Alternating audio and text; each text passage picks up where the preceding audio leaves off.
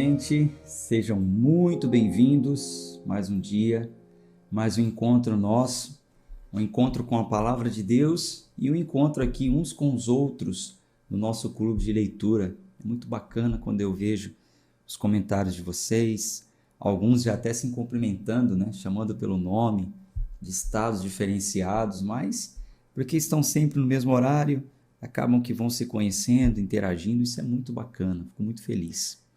Esse espaço aí dos comentários é de vocês mesmo, tá? Para vocês comentarem, tirarem dúvidas, compartilharem, cumprimentar os seus amigos, seus convidados. Quem acompanha a gravação em outro horário, esse espaço dos comentários é para você marcar a sua presença, deixar o seu nome, de onde você nos assiste. Com isso, eu vou também conseguindo te acompanhar. Por exemplo, eu entrei em contato com uma pessoa que eu não estava mais vendo nas leituras. Eu reparei que no ao vivo ela não estava aparecendo, nos comentários não comentava mais nada.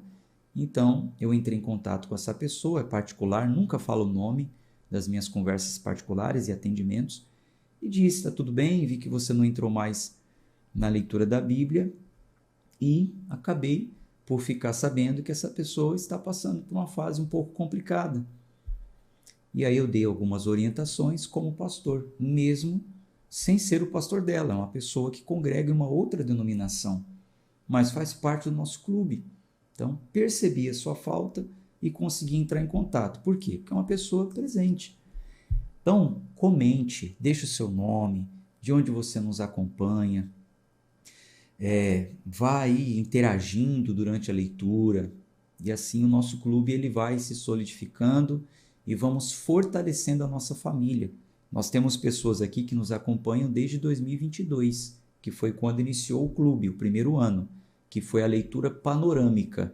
Então assim a gente vai acumulando ao longo do tempo amigos, irmãos, a cada ano. E quem sabe, né?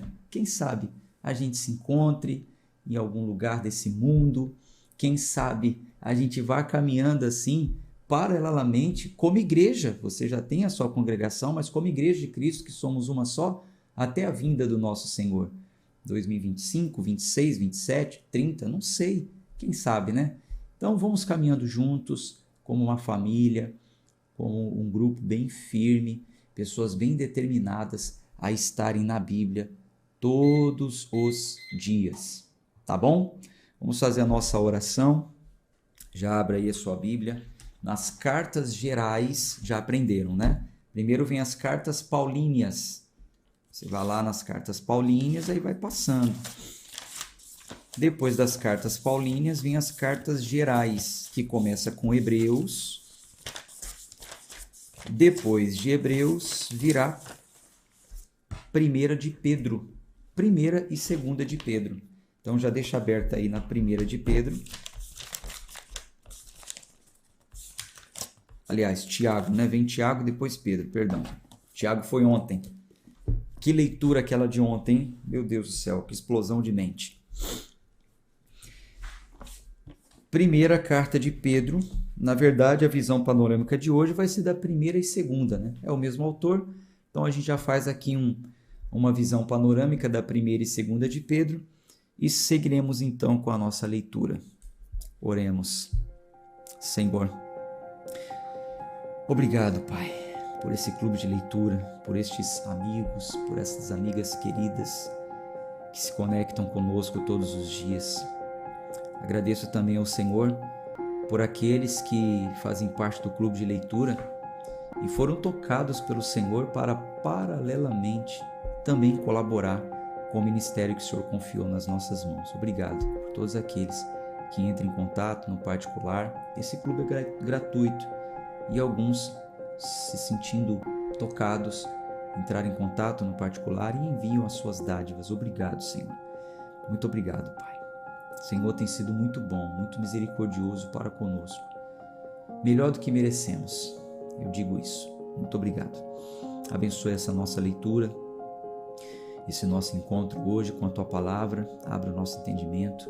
Oramos sempre em nome de Jesus. Amém e amém. Graças a Deus. Bom, deixa eu focar aqui na visão panorâmica.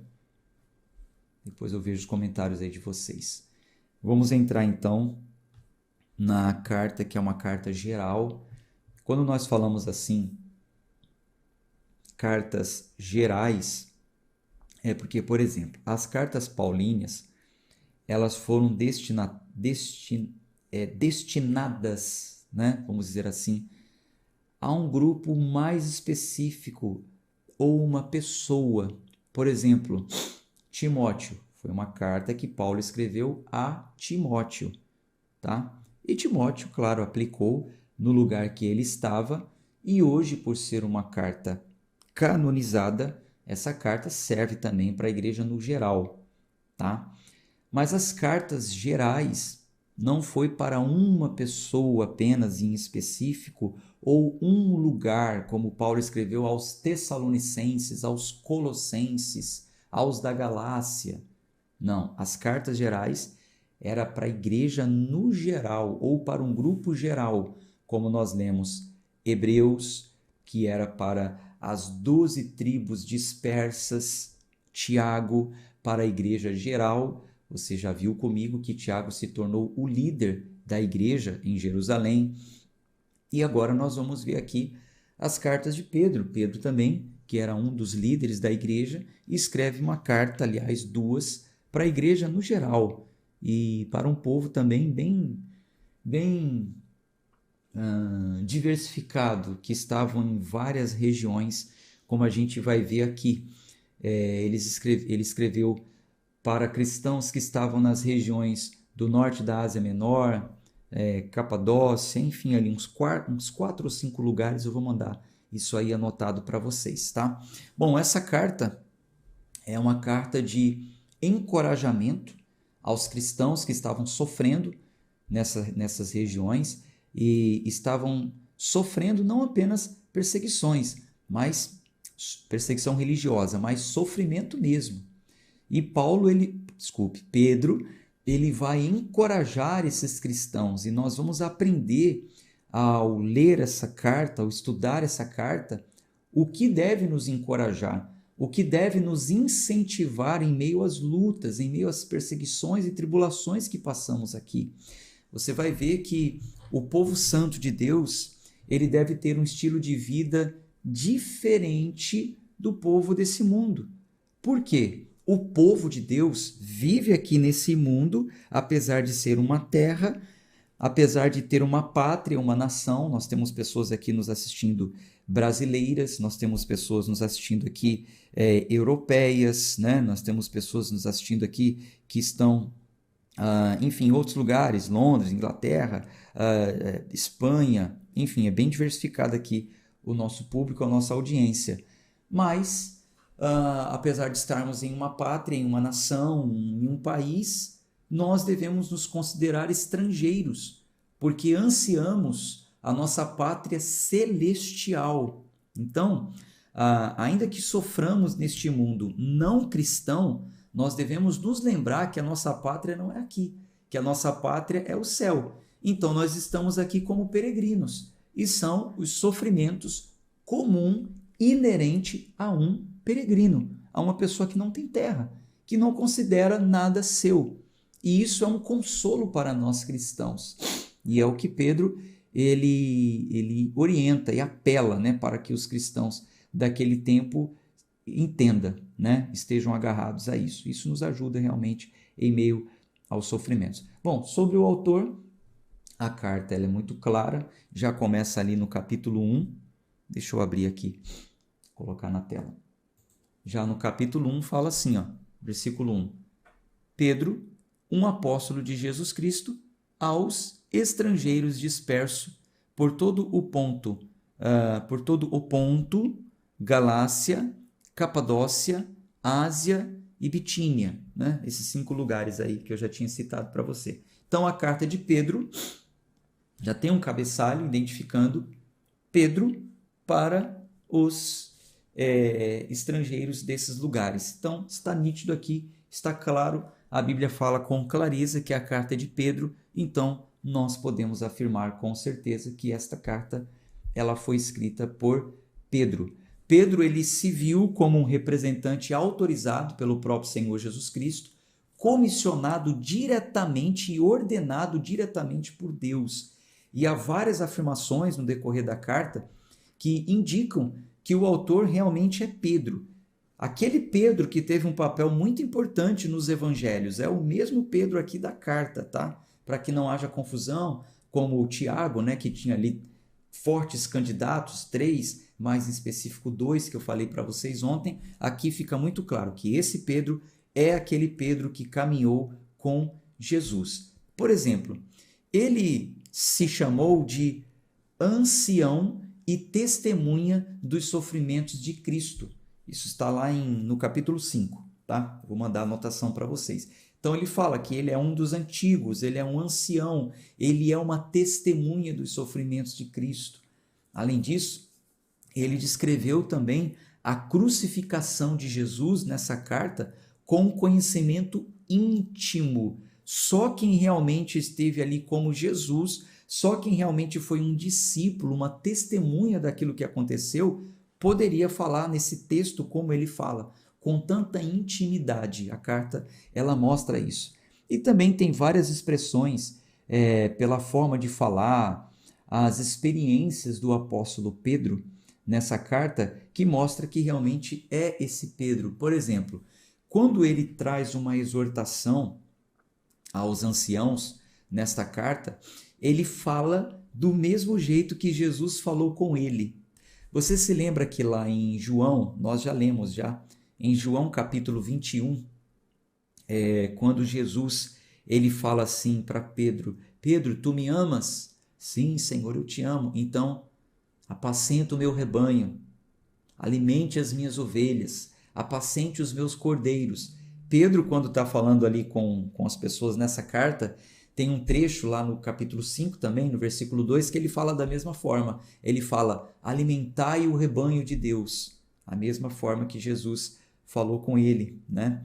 Além disso, ele dá uma ordem no capítulo 5, dizendo, sejam todos humildes, revestivos de humildade. Isso lembra aquela passagem que Pedro deu uma lição, deu uma lição de humildade e Pedro estava presente quando Jesus deu a lição de humildade lá em João capítulo 13, quando ele lava os pés dos seus discípulos, ensinando a eles a humildade. Então Pedro também, na sua carta, diz, sejam todos humildes, sejam revestidos de humildades. E tem vários temas também que são abordados aqui na carta de Pedro, que se encontram também no livro de Atos. Então a gente vai ver um sermão repetido. Pedro vai falar aqui nessa carta do mesmo jeito que aquele Pedro do tempo dos apóstolos, logo no comecinho da igreja, falava. Então a gente percebe que é o mesmo pregador. Por exemplo, vocês que me conhecem sabem que eu tenho uma expressão, né? Um jargão, que eu faço assim, ó, puff, de explodir a mente. Então vamos supor que daqui a 30, 40, 50 anos, você ouça um pregador fazendo isso, falando da mesma forma. Aí você pergunta, qual que é o nome dele? É Anderson. Então é aquele Anderson de 40 anos atrás que já falava dessa forma. Então a gente vê a mesma forma de falar, o linguajar, os sermões, os mesmos temas que foram abordados por Pedro no livro de Atos são abordados aqui nessa carta. Por exemplo, ele fala sobre Deus não ser imparcial, Deus não fazer acepções de pessoas, logo no primeiro capítulo. Em Atos capítulo 10, ele fala a mesma coisa. Ele fala também daquele que ressuscitou Cristo dentre os mortos e o glorificou. Essa forma de falar de 1 Pedro capítulo 1, ele também fala em Atos capítulo 2, no seu sermão, do mesmo jeitinho, quando ele fala sobre a ressurreição de Cristo. Ele diz também que Cristo é a pedra que os construtores reprovaram. Esse mesmo sermão ele fala em Atos capítulo 4. Então, isso aí também é mais uma das coisas que deixa claro a autoria de Pedro.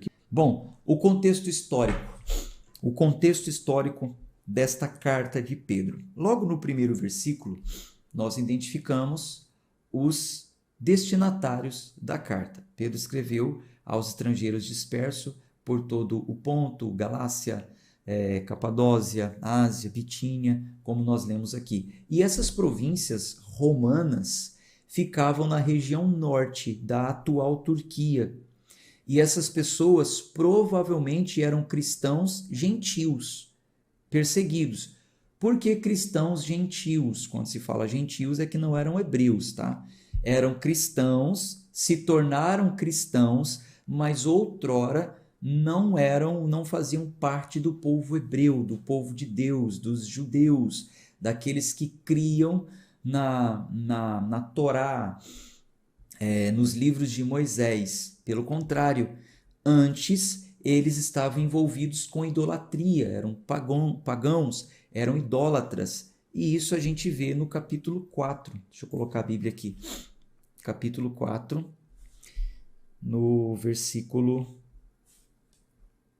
3, ele fala assim, ó: porque o tempo passado de nossa vida, enquanto fazíamos a vontade dos gentios, deve nos bastar quando andávamos, olha como eles eram, ó, quando andávamos em lascívia, concupiscências, excesso de vinho, orgias, banquetes e abomináveis idolatrias. Então, ele escreve para um grupo de pessoas que antes de se converterem ao cristianismo eram pessoas dessa forma, inclusive classificadas como idólatras. É para esse grupo de pessoas que ele escreve. Ele inclusive diz que eles antes eram ignorantes, que eles tinham as suas vidas vazias, sabe? Pensamentos vãs, pessoas vãs, isso tudo está escrito lá no capítulo 1, mas agora eles se tornaram povo de Deus.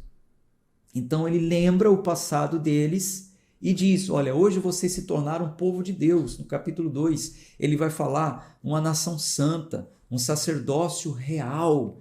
Ele está trazendo essas pessoas a essa realidade, a essa conversão, a essa mudança. A quem essas pessoas se tornaram? Há uma referência em 1 Pedro, no capítulo 5, que a igreja ela estava em Babilônia e foi eleita juntamente com eles. Ele faz uma referência assim, ele fala assim, ó, essa carta é escrita à igreja que está em Babilônia, que foi eleita juntamente convosco. Ele saúda a igreja dizendo, a igreja que está em Babilônia. Quando fala assim, Babilônia, eu já falei isso aqui uma vez para vocês, quando fala Babilônia, sempre fazia referência a Roma, Babilônia, né? Aquela perseguição que acontecia lá de Babilônia. Até hoje, quando se fala sobre Babilônia, muitos cristãos se lembram de Roma, inclusive muitos cristãos se lembram da Igreja Católica, mas assim, vai com calma, tá? Vai com calma. Muitos demonizam isso, né? Mas eu já disse para vocês aqui que a gente veio de lá, tá? Vai com calma. É claro que há uma corrupção, há muitos, né, que não aderiram à fé protestante, né? Mas quando se fala de Babilônia, está falando mais da localidade, tá? Então, a gente entende que o local onde essa carta foi escrita é ali na região de Roma, por essa saudação aí que Pedro ele coloca no final da carta. Quando ele falava Babilônia, e naquela época os cristãos, inclusive lá em Apocalipse, João também usa esse termo, era uma maneira secreta de se comunicarem, de falarem do lugar do exílio, tá? Para se referir a Roma. E muitas vezes eles não podiam falar dos romanos, eles não podiam falar dos romanos, daquelas coisas que estavam acontecendo. Então, em um linguajar de códigos, vamos dizer assim, eles falavam, olha, a Babilônia, né? Porque se referia ao lugar de exílio, lugar de perseguição, enfim, isso aí são alguns assuntos teológicos um pouco mais profundos. Bom, a primeira carta de Pedro ela foi escrita provavelmente entre os anos de 62 e 64, quando Paulo ele esteve em prisão domiciliar. Deixa eu só anotar aqui uma correção que eu preciso fazer no PDF.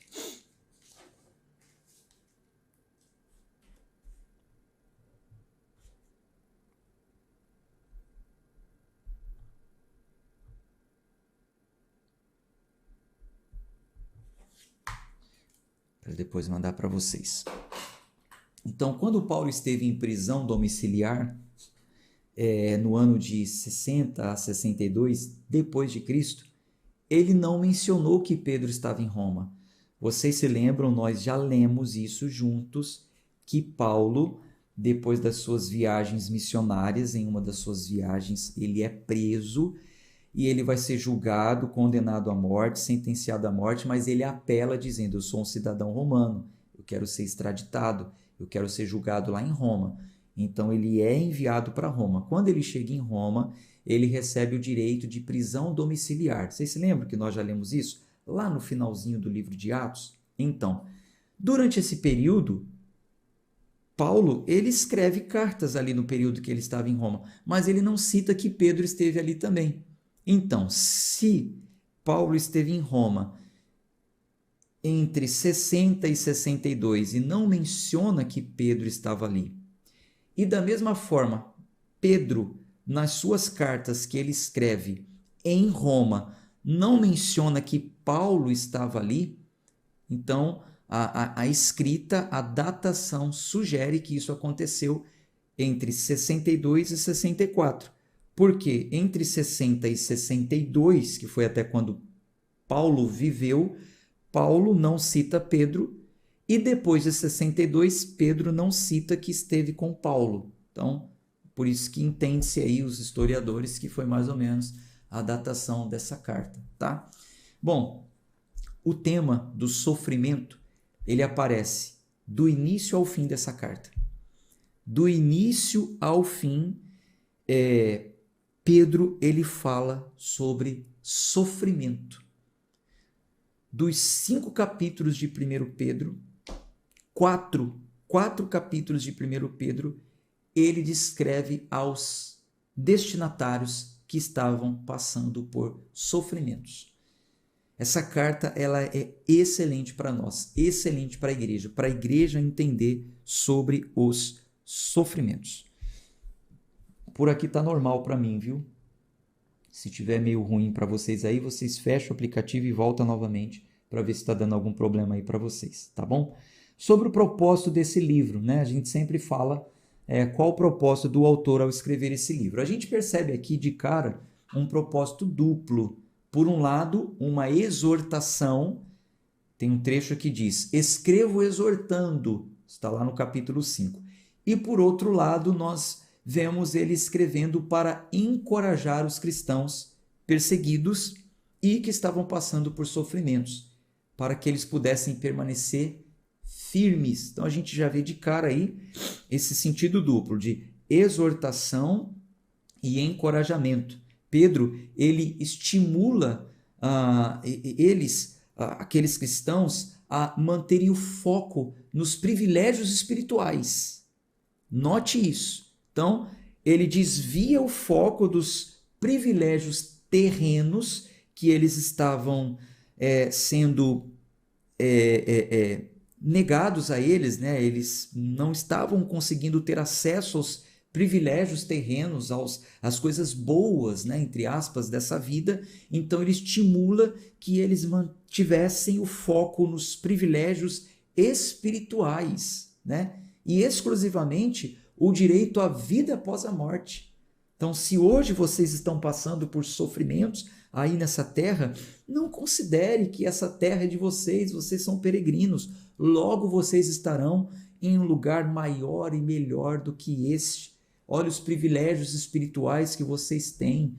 Vocês são peregrinos, vocês são estrangeiros nessa terra. Não considere que vocês pertencem a esse mundo. Vocês estão aí só de passagem. Só de passagem.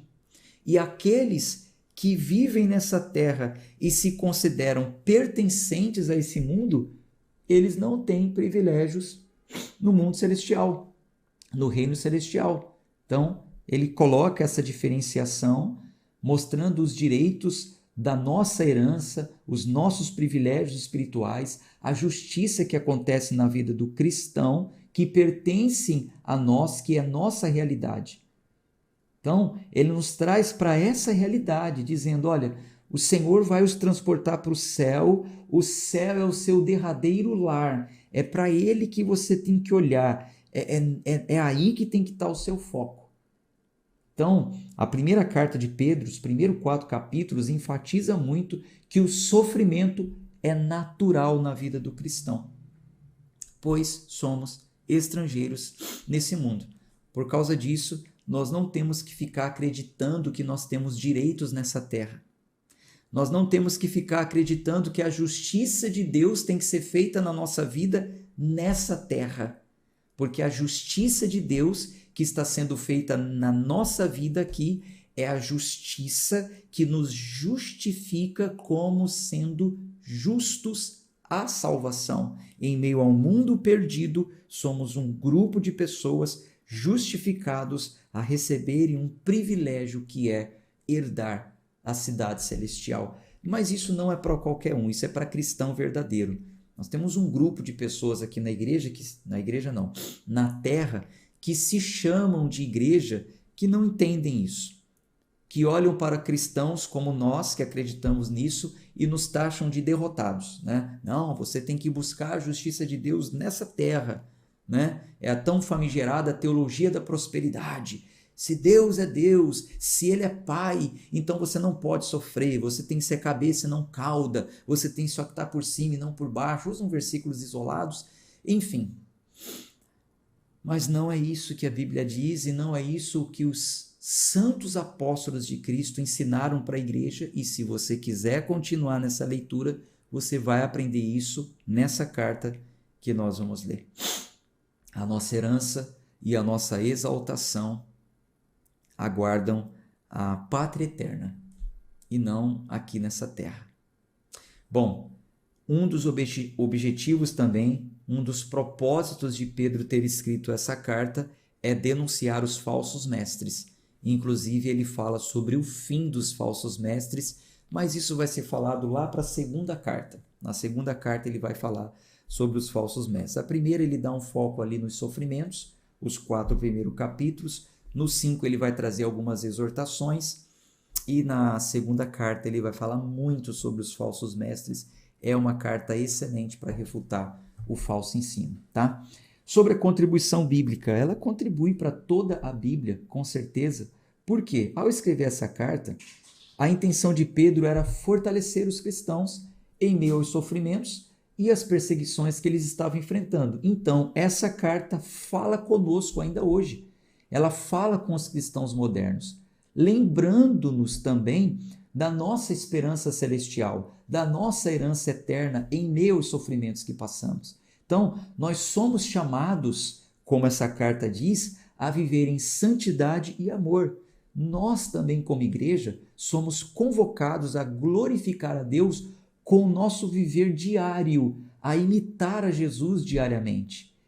Porque o culto a Deus é o seu cotidiano, é a sua vida diária. Diariamente você cultua a Deus no seu local de trabalho, onde você estuda, na forma que você trata a sua esposa, o seu marido, os seus filhos, os seus colaboradores, os seus colegas de trabalho, no trânsito, a sua vizinhança. Tem gente que acha que deve cultuar a Deus só quando está em assembleia, só quando está congregado. Negativo. Negativo.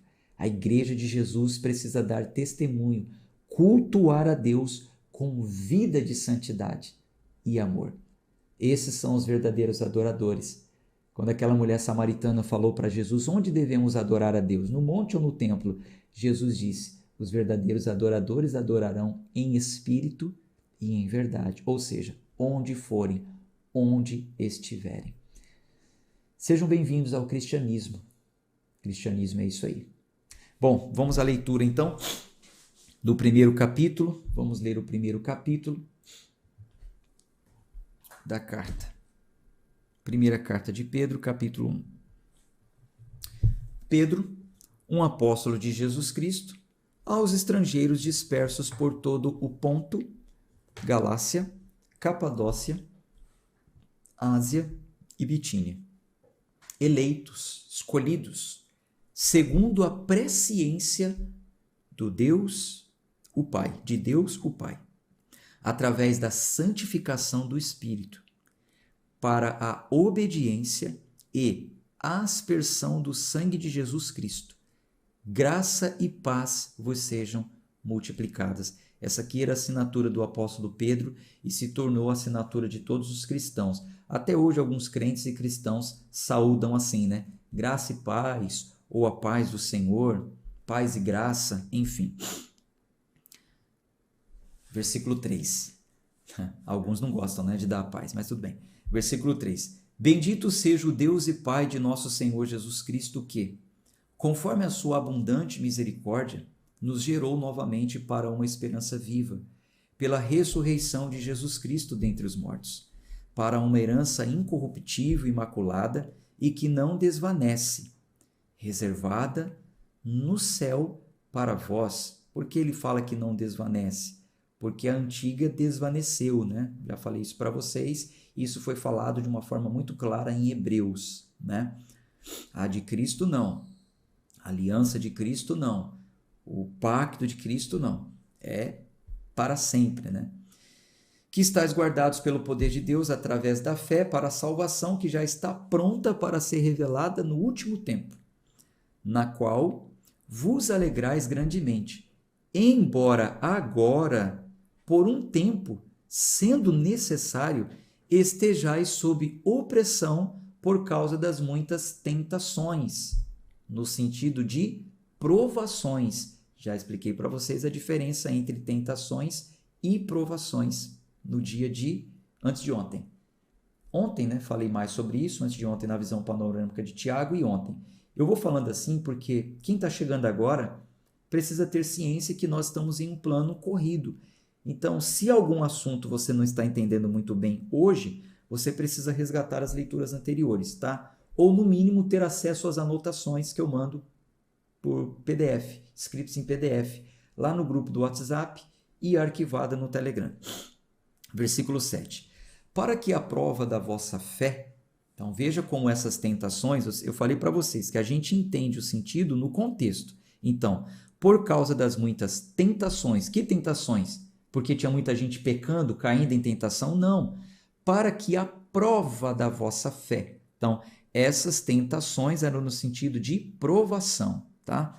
Então, por causa das muitas provações, para que a prova da vossa fé, sendo muito mais preciosa do que o ouro que perece, mesmo que provado com fogo, possa ser achada em louvor e honra e glória na aparição de Jesus Cristo, ao qual, não o havendo visto, amais, em quem, embora não o vejais agora, e mesmo assim crendo, vos alegrais com gozo inenarrável e pleno de glória. Então, Pedro, que viu Jesus, está falando para cristãos gentios que não viram Jesus, dizendo, mesmo que vocês não o veem, vocês devem amá-lo. Esse amor, essa forma que vocês o amam é inenarrável, não tem nem como narrar, não tem como falar sobre isso.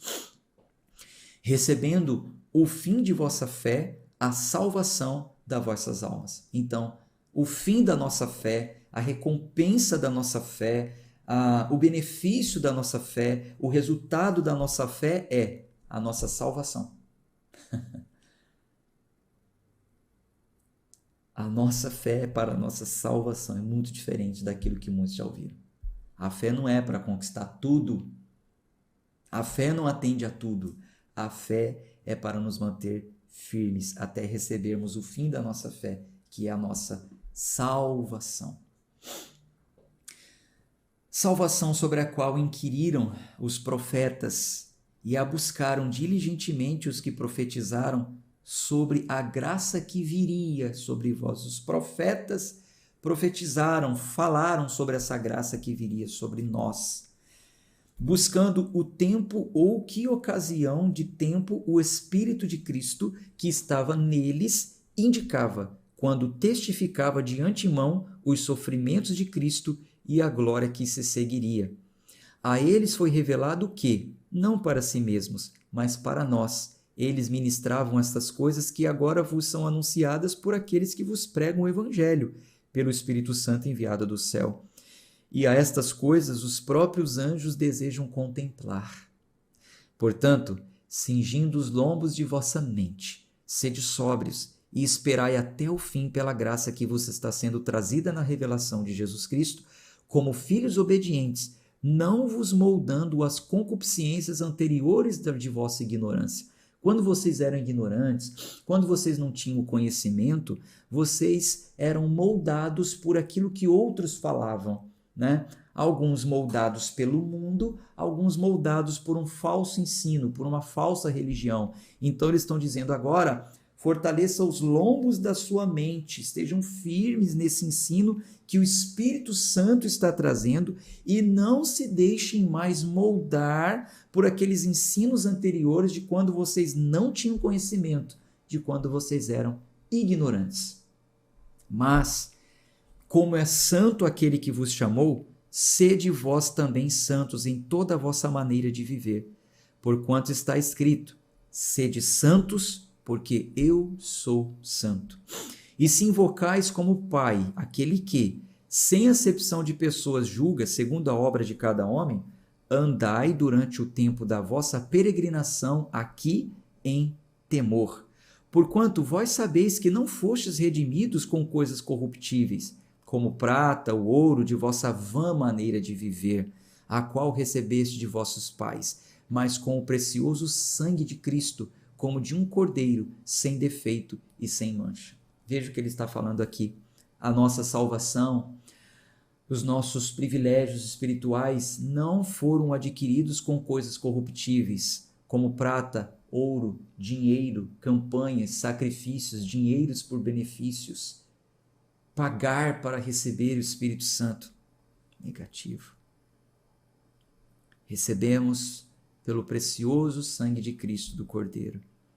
Versículo 20. O qual foi verdadeiramente pré-ordenado antes da fundação do mundo, porém manifestado nesses últimos tempos por vós. E por ele credes em Deus, que o ressuscitou dentre os mortos e lhe deu glória, para que a vossa fé e esperança estivessem em Deus. Visto que vós tendes purificado as vossas almas pela obediência à verdade através do Espírito ao amor não fingido dos irmãos, vede para que ameis uns aos outros fervorosamente e com coração puro, tendo nascido novamente, não de semente corruptível, mas da incorruptível, pela palavra de Deus, que vive e permanece para sempre. Porque toda a carne é como erva, e toda a glória do homem como a flor da erva. A erva seca e a sua flor cai, mas a palavra do Senhor permanece para sempre. E esta é a palavra que pelo Evangelho vos é pregada. Graças a Deus. Bom, a gente conclui por aqui mais uma leitura.